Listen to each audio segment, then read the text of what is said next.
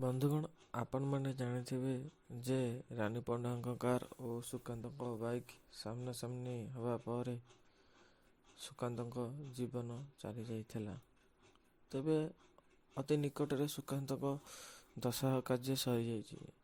तेबे यही दशा कार्य रानी पंडा 500 लोकों अभड़ा प्रसाद पठाइथिले मध्य से उपस्थित नथिले। ताले से कौन पे उपस्थित नथिले से नहीं से को वीडियो करछन्ती जाके आपण माने हम ए वीडियो माध्यम देखि। नमस्कार ओडिशावासी, मु आपण मानकर विवादी अभिनेत्री रानी पंडा। आज ये वीडियो करिवार कारण है कि जे मो गाड़ी एक्सीडेंट रे सुकांत भाई चली गले। सेथि पाई मु दुखित एवं मर्माहत।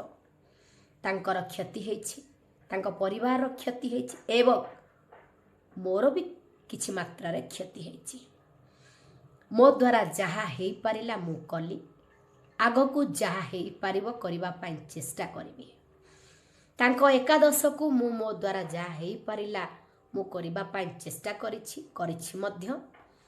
अनेक लोकंकर मंतव्य थिला गणमाध्यम रे कमेंट माध्यम रे जे रानी पंडा काहे की जगह को आसिले नहीं। आज्ञा मु राति राति परिश्रम करूछि। मु गोटे कलाकार, मु कर्म कले ही 2 पैसा इनकम कले ही मु काकू साहाय्य करिबी।